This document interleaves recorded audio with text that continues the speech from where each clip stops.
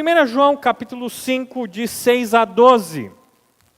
Você entende essas palavras do apóstolo?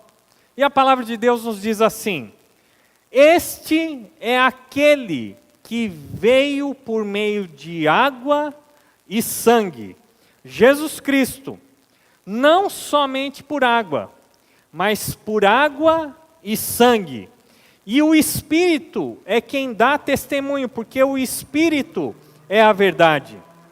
Há três que dão testemunho: o Espírito, a água e o sangue. E os três são unânimes. Nós aceitamos o testemunho dos homens, mas o testemunho de Deus tem maior valor, pois é o testemunho de Deus que Ele dá acerca de seu Filho. Quem crê no Filho de Deus tem em si mesmo esse testemunho. Quem não crê em Deus o faz mentiroso, porque não crê no testemunho que Deus dá acerca de seu Filho. E este é o testemunho: Deus nos deu a vida eterna, e essa vida está em seu Filho. Quem tem o Filho tem a vida. Quem não tem o Filho de Deus não tem a vida. Abaixe sua cabeça, feche seus olhos, nós vamos orar nesse momento. Senhor Deus, amado Pai, agora que abrimos a Tua palavra, nós pedimos que o Espírito Santo nos ensine a Tua verdade a respeito do Teu Filho Jesus Cristo. Que possamos sair daqui não apenas com conhecimento, mas com uma convicção a respeito de quem Jesus é e de quem nós somos em Jesus Cristo. Nós pedimos a Deus que o Senhor nos ajude a nos concentrarmos na Tua palavra, a deixarmos os nossos pensamentos que não estão aqui, nossas preocupações, nossas aflições, por um instante, para que o Senhor fale com cada um de nós nessa noite. Nós oramos assim, no nome de Jesus Cristo. Amém. Como podemos saber que Jesus Cristo é de fato o verdadeiro Filho de Deus? Será que Jesus não é um charlatão? Será que Jesus não foi simplesmente um religioso fanático? Os testemunhas de Jeová dizem que Jesus não é Deus. Os espíritas dizem que ele foi o ser humano mais evoluído que já existiu na face da terra. Os muçulmanos e judeus dizem que Jesus foi apenas um grande profeta. E os gnósticos diziam que Jesus era um homem comum, mas que no momento do seu batismo, ele se tornou Deus e ele deixou de ser Deus quando foi crucificado. Cerinto, um filósofo de Éfeso, dizia que o Cristo divino veio sobre o homem, mas que o Cristo divino partiu do Cristo humano no momento da sua morte na cruz. Já que tantas pessoas têm opiniões diferentes a respeito de Jesus, como nós podemos ter a certeza de que Jesus, de fato, é o verdadeiro Filho de Deus? E nós podemos ter essa convicção justamente pelo testemunho que o próprio Deus dá a respeito de Jesus. Vamos ler novamente os versículos de 6 a 12. Este é aquele que veio por meio da água e sangue. No contexto anterior da passagem, nós vemos que João fala que Jesus de fato é o verdadeiro Filho de Deus. Jesus Cristo, não somente por água, mas por água e sangue. E o Espírito é quem dá testemunho, porque o Espírito é a verdade. Há três que dão testemunho: o Espírito, a água e o sangue. E os três são unânimes. Nós aceitamos o testemunho dos homens, mas o testemunho de Deus tem maior valor, pois é o testemunho de Deus que Ele dá acerca de seu Filho. Quem crê no Filho de Deus tem em si mesmo esse testemunho. Quem não crê em Deus o faz mentiroso, porque não crê no testemunho que Deus dá acerca de seu Filho. E este é o testemunho: Deus nos deu a vida eterna, e essa vida está em seu Filho. Quem tem o Filho, tem a vida. Quem não tem o Filho de Deus, não tem a vida.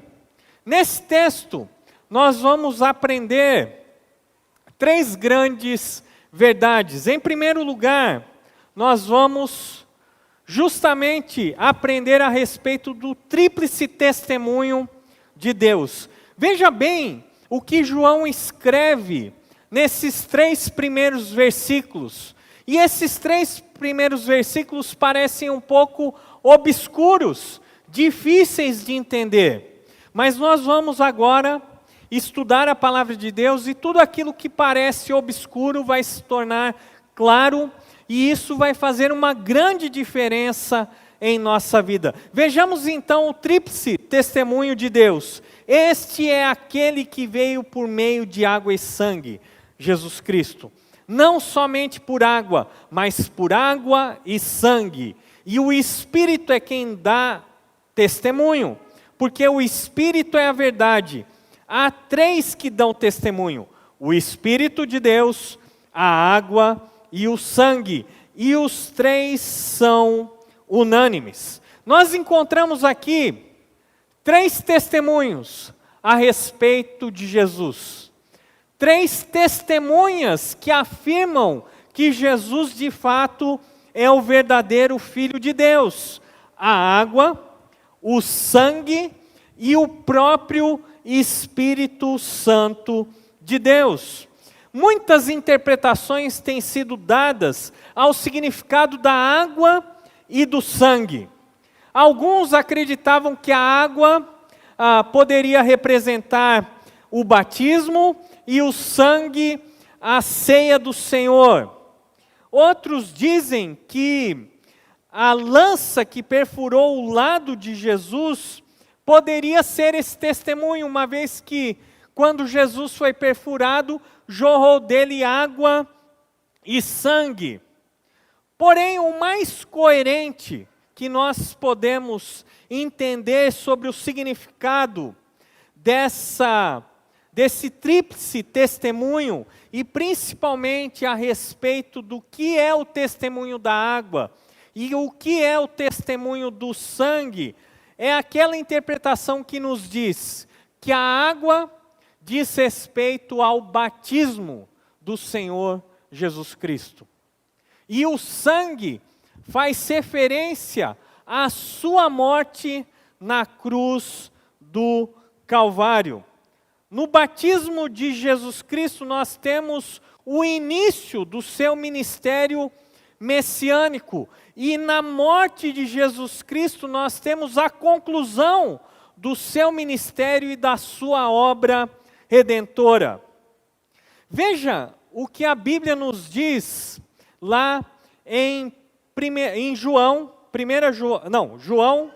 Evangelho de João, capítulo 1, versículos 29 a 34. João, capítulo 1, 29 a 34. Veja o que a palavra de Deus nos fala a respeito do batismo do Senhor Jesus Cristo.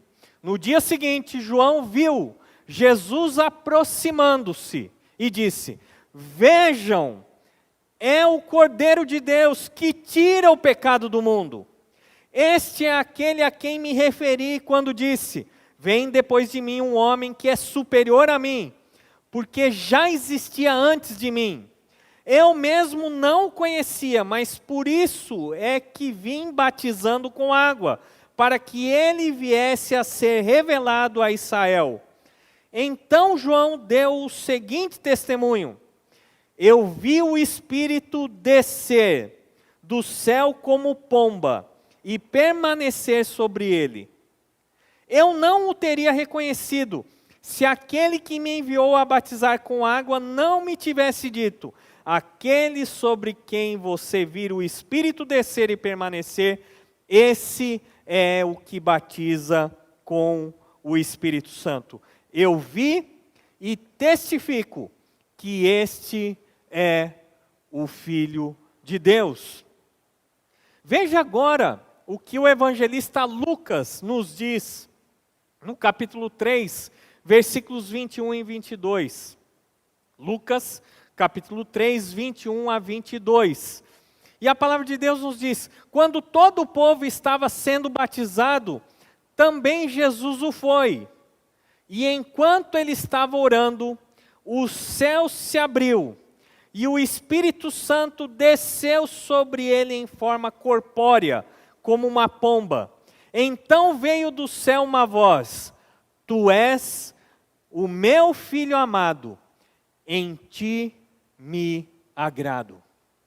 Esse é o primeiro testemunho. Essa é a primeira testemunha da parte de Deus. A água, o batismo do Senhor Jesus, naquele momento ele tem o seu início como não apenas um mestre, mas aquele que é verdadeiramente o Messias, aquele que veio em nome do Senhor. Este testemunho nos diz que naquele momento, não só o Espírito Santo desceu em forma de pomba em Jesus, como também se ouviu dos céus a voz do próprio Deus dizendo: este é o meu Filho amado, em quem tenho muito prazer.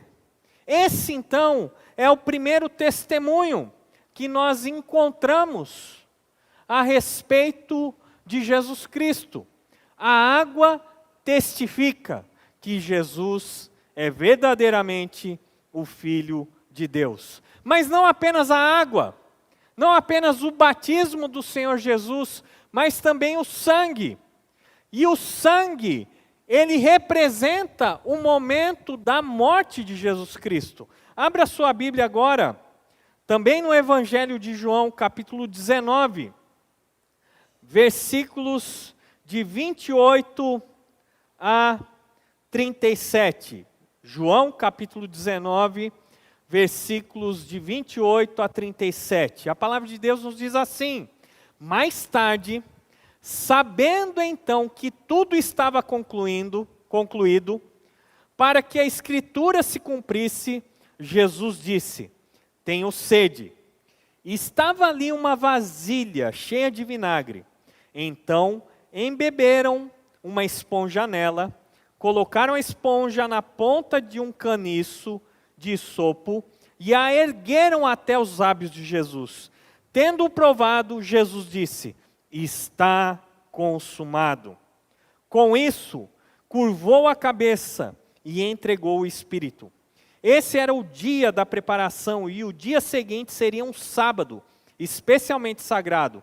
Por não quererem que os corpos permanecessem na cruz durante o sábado, os judeus pediram a Pilatos que ordenasse que lhes quebrassem as pernas e os corpos fossem retirados. Vieram então os soldados e quebraram as pernas do primeiro homem que fora crucificado com Jesus, e em seguida as do outro. Mas quando chegaram a Jesus, percebendo que já estava morto, não lhe quebraram as pernas. Em vez disso, um dos soldados perfurou o lado de Jesus com uma lança, e logo saiu sangue e água. Aquele que o viu, disso deu testemunho, e o seu testemunho é verdadeiro. Ele sabe que está dizendo a verdade, e dela testemunha para que vocês também creiam. Estas coisas aconteceram para que se cumprisse a Escritura: nenhum dos seus ossos será quebrado. E como diz a Escritura em outro lugar: olharão para aquele que transpassaram. Muito bem, aqui nós encontramos o relato da morte do Senhor Jesus Cristo. E nós encontramos algo muito curioso, porque os judeus sabiam que não era possível fazer o sepultamento de qualquer pessoa no sábado. E como aqueles homens que estavam condenados à cruz ainda estavam vivos, foi pedido então que lhes fosse quebrada as pernas. E por que isso? Porque a morte de cruz, ela não é apenas uma morte violenta, como ela também é uma grande tortura. Os cravos nas mãos e nos pés não só causavam dor infinita, mas também através da posição em que o crucificado se encontrava, ele não conseguia respirar. Então, para que ele respirasse, era necessário que ele fizesse esse movimento. Só que toda vez que o crucificado fazia esse movimento, ele sentia uma tremenda dor nas suas mãos e nos seus pés. Uma vez que as pernas fossem quebradas, o crucificado não tinha mais condição de fazer esse movimento e inspirar o ar. E com a quebra das suas pernas, então, o crucificado vinha rapidamente a óbito. Isso aconteceu com o primeiro, isso aconteceu com o segundo, mas no momento em que eles foram quebrar as pernas de Jesus, perceberam que Jesus já tinha falecido. E esse é um cumprimento de Deus, dos salmos do Antigo Testamento, que há milhares de anos já dizia que os ossos do Messias não seriam quebrados. Veja o testemunho de Deus nesse momento da crucificação. Não apenas o cumprimento da profecia, mas o testemunho de um próprio centurião romano, que ao ver a morte de Jesus, reconheceu que este homem não era um homem qualquer, mas era verdadeiramente o Filho de Deus. Vamos abrir as nossas Bíblias agora em Mateus, capítulo 27, 45 a 54, e vamos ver o relato de outro evangelista, que nos conta outros detalhes a respeito da morte do Senhor Jesus Cristo. Mateus capítulo 27, de 45 a 54. E a palavra de Deus nos diz: e houve trevas sobre a terra, do meio-dia às 3 horas da tarde. Por volta das 3 horas da tarde, Jesus bradou em alta voz: Eloi, Eloi, lama sabactani. Que significa: meu Deus, por que me abandonaste? Quando alguns dos que estavam ali ouviram isso, disseram: ele está chamando Elias. Imediatamente um deles correu em busca de uma esponja, embebeu-a em vinagre, colocou-a na ponta de uma vara e deu a Jesus para beber. Mas os outros disseram: deixem-no, vejamos se Elias vem salvá-lo. Depois de ter bradado novamente em alta voz, Jesus entregou o Espírito. Naquele momento, o véu do santuário rasgou-se em 2 partes, do alto a baixo. A terra tremeu, e as rochas se partiram, e os sepulcros se abriram, e os corpos de muitos santos que tinham morrido foram ressuscitados. E saindo dos sepulcros, depois da ressurreição de Jesus, entraram na cidade santa e apareceram a muitos. Quando o centurião e os que com ele vigiavam Jesus, viram o terremoto e tudo o que havia acontecido, ficaram aterrorizados e exclamaram: verdadeiramente este era o Filho de Deus. Veja bem, o segundo testemunho vem do sangue, da morte do Senhor Jesus Cristo, e Mateus relata outros acontecimentos. O dia se tornou noite, do meio-dia às 3 horas da tarde. Não apenas isso, mas o véu do santuário, do templo, na santa cidade, foi rasgado. Véu esse que fazia separação entre o lugar santo e o santo dos santos, mostrando que com a morte de Jesus, a separação que existia entre os homens e Deus agora, não existia mais. Esse véu foi rasgado do alto para baixo, demonstrando que isso foi uma ação divina, que a salvação vem de Deus e não do homem. Vemos nesse texto que houve terremoto, que as rochas se partiram, que os sepulcros e muitos santos ressuscitaram naquele momento. Este é o segundo testemunho de Deus. Jesus Cristo não foi apenas um homem. Jesus Cristo é verdadeiramente o Deus homem. Jesus Cristo é verdadeiramente o Filho de Deus. Até o centurião e os outros soldados, quando viram o terremoto e tudo o que estava acontecendo, ficaram tomados de tremor, não apenas de temor, e exclamaram: verdadeiramente este era o Filho de Deus. E isso é tão importante, porque nós não estamos falando do testemunho de um dos discípulos de Jesus, mas de um soldado romano, que não acreditava no Deus dos judeus, que não tinha nenhum compromisso com o Senhor Jesus, mas mesmo assim naquele momento, eles declararam: verdadeiramente este era o Filho de Deus.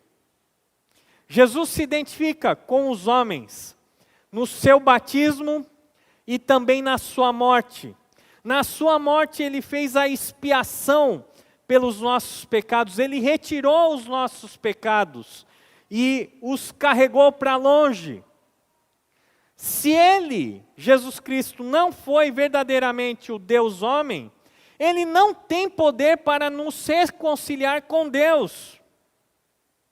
Mas se Jesus, de fato, é o Filho de Deus, sim, ele é o caminho, a verdade e a vida. E ninguém pode ir até o Pai, se não for através dele. Jesus, de fato, é o Filho de Deus. Ele nasceu, ele viveu e morreu verdadeiramente. E o terceiro testemunho, nós encontramos da própria pessoa do Espírito Santo. E é isso que João nos diz: o Espírito é quem dá o testemunho.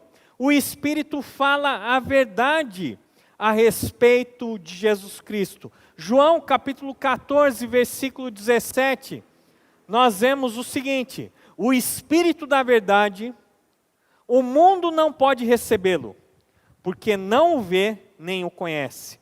Mas vocês o conhecem, pois ele vive com vocês e estará em vocês. Jesus chama o Espírito Santo de Espírito da verdade.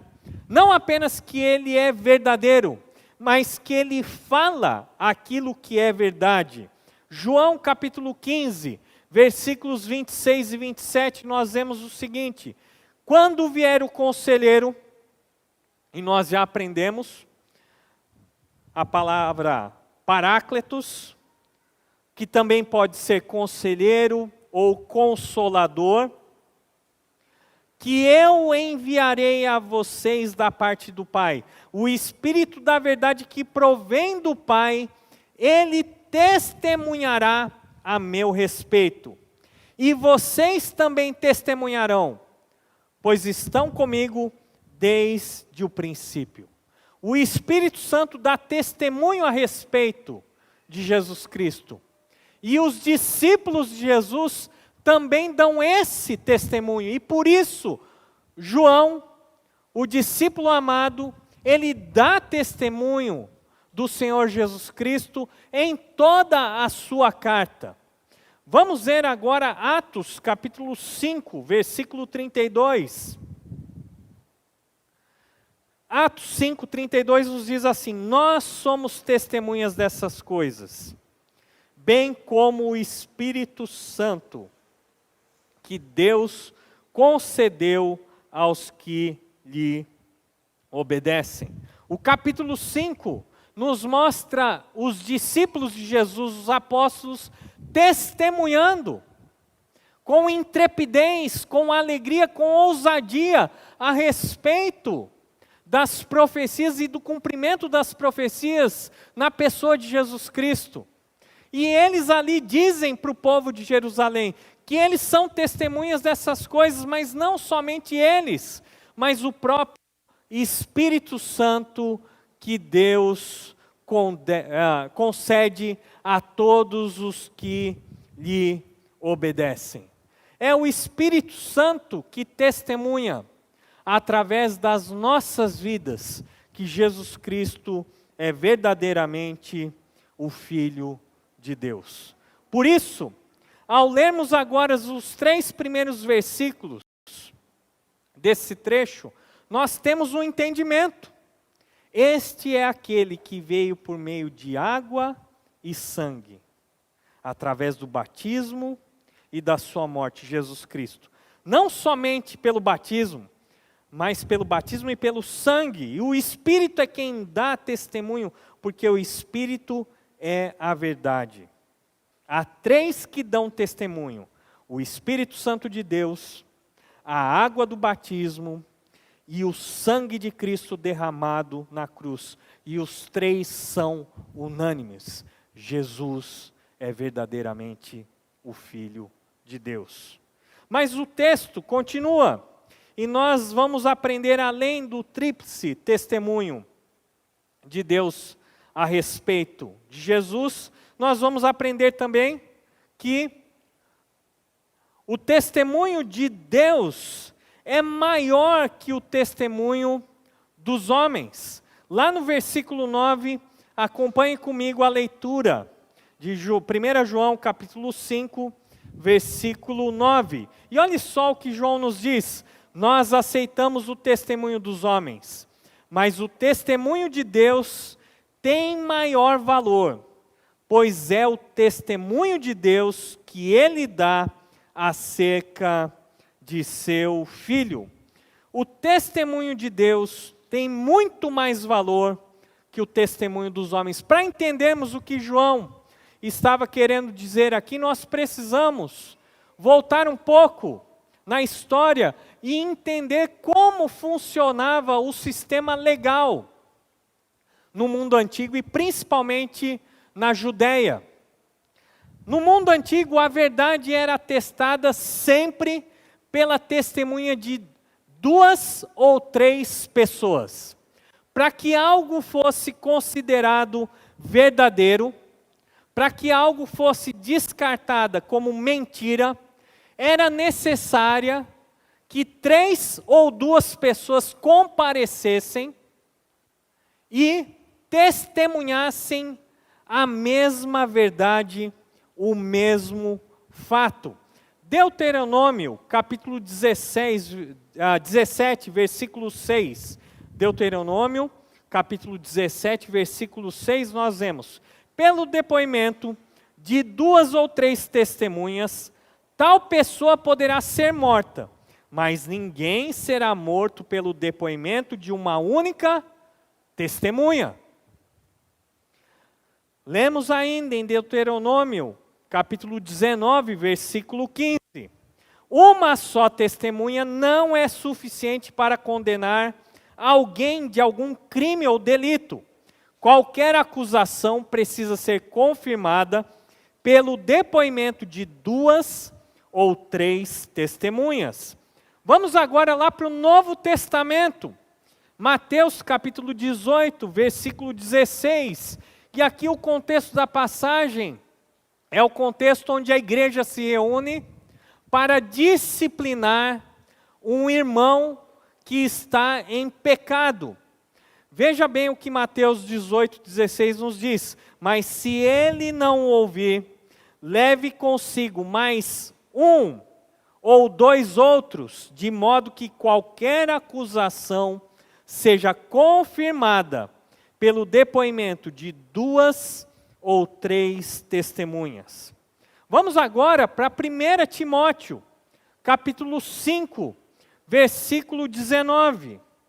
Aqui o contexto diz respeito a acusações que são dirigidas ao presbítero, ao pastor, aos presbíteros e aos pastores. E olha só o que o apóstolo Paulo fala para o seu discípulo Timóteo: não aceite acusação contra um presbítero, se não for apoiada por 2 ou 3 testemunhas.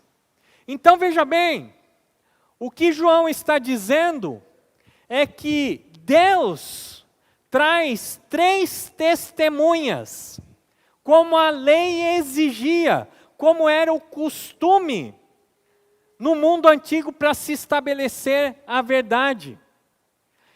O testemunho de Deus é apoiado então, não em testemunhas humanas, mas em testemunhas que têm um significado e têm o seu selo divino. A água, o batismo de Jesus, o Espírito vindo como pomba sobre ele, Deus declarando: este é o meu Filho amado. O sangue de Jesus derramado na cruz e todos os efeitos que aconteceram naquele momento, sejam espirituais ou físicos, testemunham dizendo que verdadeiramente Jesus é o Filho de Deus. E temos o próprio Espírito Santo de Deus, que está presente na vida de Jesus, que foi enviado depois da sua ascensão. Esse Espírito fala através da palavra, esse Espírito fala através dos apóstolos, que Jesus Cristo é verdadeiramente o Filho de Deus. Se nós podemos confiar no testemunho de 2 ou 3 pessoas, por que não confiar no próprio testemunho de Deus? Porque Deus, diferente dos homens, Ele nunca mente. Nós podemos receber esse testemunho que Ele dá acerca do seu Filho Jesus Cristo, pois o seu testemunho tem muito mais valor. Sproul, um grande teólogo que faleceu na semana passada, ele disse algo muito importante. Quando Deus diz algo, qualquer argumento acaba. Se Deus diz que Jesus é o seu Filho, nós não temos razões para buscar outros argumentos que contradigam essa verdade de Deus. Quando Deus diz algo, qualquer argumento acaba. Mas nós continuamos no nosso texto aqui, e nós aprendemos que João também nos fala a respeito das consequências e também das reações que as pessoas têm, que nós podemos ter em relação ao testemunho de Deus. Vamos ver aqui os versículos 10, 11 e 12. A palavra de Deus diz assim: quem crê no Filho de Deus tem em si mesmo esse testemunho. Quem não crê em Deus o faz mentiroso, porque não crê no testemunho que Deus dá acerca de seu Filho. E este é o testemunho: Deus nos deu a vida eterna, e essa vida eterna está em seu Filho. Quem tem o Filho, tem a vida. Quem não tem o Filho de Deus, não tem a vida. As duas reações possíveis ao testemunho que Deus dá acerca de Jesus. Nós podemos reagir com credulidade ou com incredulidade. Aqueles que creem no testemunho de Deus, eles têm em si mesmo esse testemunho. Esse testemunho está dentro de suas vidas. E aqui nós temos um duplo sentido. O primeiro sentido é de que nós acreditamos no testemunho de Deus. Mas não tem apenas esse significado. Tem o significado de que, além de nós darmos crédito ao testemunho de Deus em nossas vidas, nós que acreditamos, nos tornamos testemunhos dessa verdade para as outras pessoas. A nossa vida, então, passa a dar um testemunho a respeito da verdade de Deus, que Jesus Cristo é verdadeiramente o seu Filho. A segunda reação é a reação da incredulidade, aqueles que não creem, aqueles que consideram o testemunho de Deus como falso. E aquele que não crê no testemunho de Deus, ele faz de Deus um mentiroso. Porque se Deus diz: este é o meu filho. Quem tem o filho tem a vida. Quem não tem o Filho de Deus não tem a vida. É em Jesus Cristo que reside a vida eterna. Aquele que não crê nessas verdades, não está simplesmente desprezando o testemunho de Deus, mas está afirmando que Deus é um grande mentiroso. Porque o que ele diz não é verdade. Deus diz: este é o meu filho. Aquele que não crê diz: não, Jesus não é o Filho de Deus. O que Deus está dizendo é uma grande mentira. E por isso é a incredulidade, o não crer no testemunho de Deus, é algo extremamente sério. É um pecado contra a santidade, contra a verdade de Deus. Duas reações: aqueles que creem, aqueles que não creem. Mas nós temos também duas consequências. Versículos 11 e 12. E este é o testemunho: Deus nos deu a vida eterna. E essa vida está em seu Filho. Quem tem o Filho tem a vida. Quem não tem o Filho de Deus não tem a vida. Aqui no versículo 11 nós encontramos o resumo do Evangelho. Deus nos deu vida eterna através de Jesus Cristo. A vida eterna, ela é dada, concedida, através da pessoa de Jesus Cristo. A vida eterna é uma dádiva de Deus. É Deus quem nos dá. É isso que a Bíblia nos ensina. Porque Deus amou o mundo de tal maneira que deu o seu Filho unigênito para que todo aquele que nele crê não pereça, mas tenha a vida eterna. Efésios 2, 8 e 9. Porque pela graça sois salvos mediante a fé. Isso não vem de vós, é dom de Deus. A vida eterna é um presente gratuito de Deus. A vida eterna é a imortalidade em contraste com a morte eterna. E morte eterna é separação de Deus. Romanos 6, 23 nos diz: todos viverão para sempre, mas nem todos terão a vida eterna. Essa é a verdade.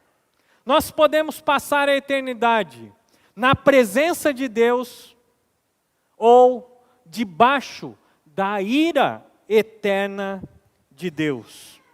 E por isso, a vida eterna significa mais que para sempre, porque ela pode implicar em bênção eterna ou maldição eterna. Não é só vida, plenitude de vida, que não tem fim, mas também pode significar ausência de vida, presença da condenação eterna de Deus. A vida eterna é o conhecimento de Deus e de seu Filho. Nós já aprendemos isso no Evangelho de João, capítulo 17, versículo 3. A vida eterna é a vida do próprio Deus. Em Deus e no seu Filho nós temos a eternidade, a paz, o poder, a santidade, a alegria, o perdão e vida sem fim. A vida eterna não é algo que está reservada para aqueles que creem apenas depois que nós partimos desse mundo. A vida eterna começa aqui e agora. No momento em que nós temos o Filho de Deus em nossas vidas, nós já temos aqui, agora, a vida eterna que nos será dada de uma maneira final no futuro. Temos essa vida eterna aqui e agora. E teremos essa vida eterna na glória em toda a sua plenitude. Versículos 12: quem tem o Filho tem a vida, quem não tem o Filho de Deus não tem a vida. Ter a Cristo, ter o Filho de Deus, é crer, é confessá-lo, é confiar em Cristo, é ter Cristo como o Senhor da sua vida, é ter as suas decisões, os seus pensamentos, as suas motivações, todos os seus dons, talentos, recursos, a serviço do Rei Jesus Cristo. E quem tem o Filho, já tem a vida eterna.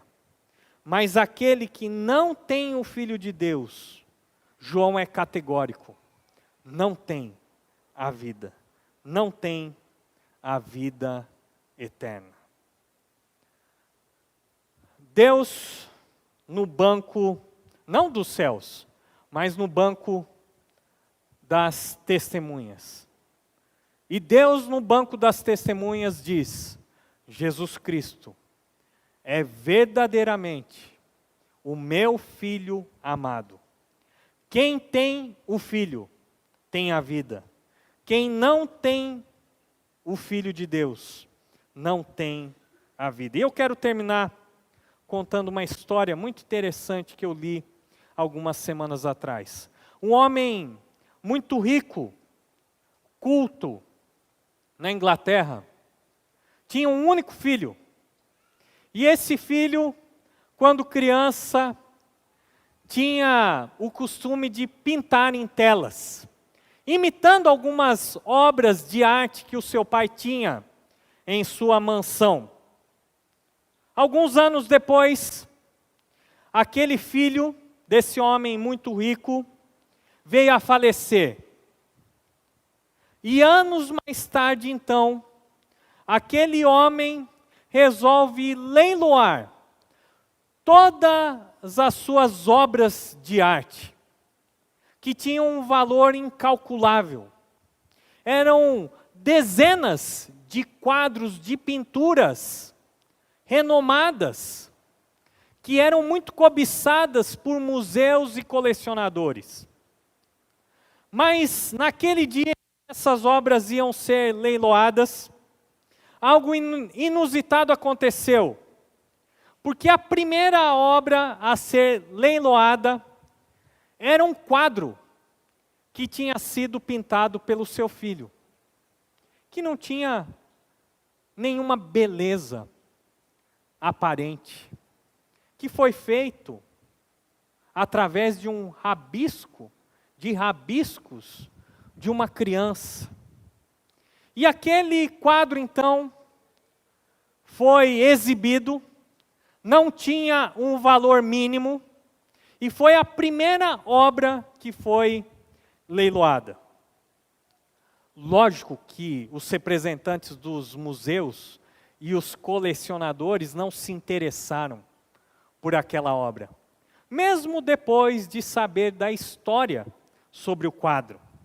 Ninguém queria, ninguém dava valor àquela pintura mal feita, feita por uma criança. Até que uma pessoa resolveu então fazer uma oferta por aquele quadro. A surpresa daquela pessoa que fez a oferta e levou o quadro foi de que existia uma cláusula dizendo que aquele que comprasse o quadro do seu filho iria herdar todos os demais quadros. Aquele homem que viu o valor, que recebeu aquele quadro, herdou todos os demais quadros valiosos.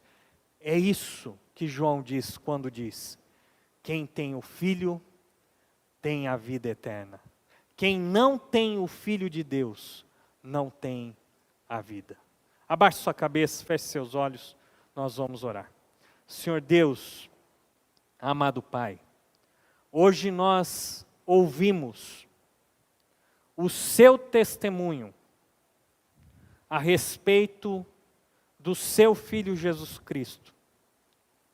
Está diante de nós agora uma grande responsabilidade de crermos naquilo que o Senhor nos diz ou de não crermos. E além dessas duas reações, nós também iremos decidir por duas consequências em nossas vidas. Se crermos em Jesus, teremos a vida eterna. Mas se não crermos em Jesus, não teremos a vida eterna. Que cada um de nós aqui possa receber o testemunho de Deus em sua vida. Nós oramos assim, no nome do teu Filho, Jesus Cristo. Amém. Amém.